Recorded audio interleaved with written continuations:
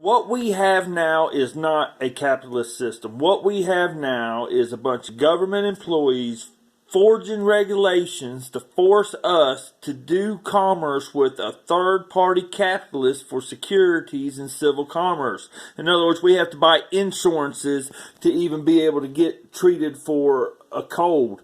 We have to buy insurances to even be able to drive to get to work. We have to buy insurances to allow people to come to our homes even after we pay layers and layers of taxations that's supposed to provide civil securities for the residents. We pay taxes and we don't get nothing for them, except for a bunch of administrators going up there forging regulations to force us into a marketplace of a false economy of insurances and pharmaceutical, and they put patents. We don't work together as a proper society, which society is social community, to buy up intellectual technology, to form pools of security like insurance pools or whatever kind of pools, and we don't have a very good incentive system to foster growth. If we had a debit card that paid a tax on every purchase of a small percentage, when we had money we're spending it, and it went into a pool to buy the intellectual technology, to facilitate the insurances, and to fix the utilities and provide securities. And we did this in little circles, a little bit bigger in counties, maybe 3 or 4 counties, just like the districts, but a little bit more circular, a little bit more clean cut.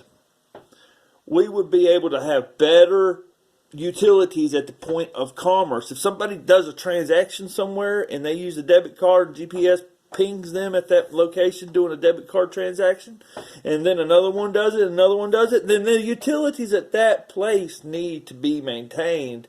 So more people will feel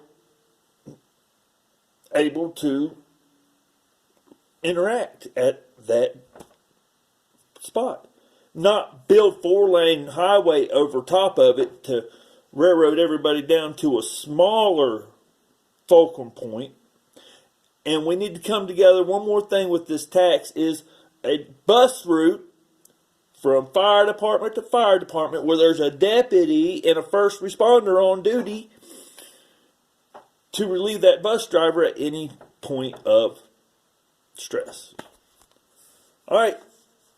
It was Rod-In Grigg in 2016. Now it is hammer your fist down and tell them you want them to work for you, not force you to work for a private capitalist third party through the socialist regulations.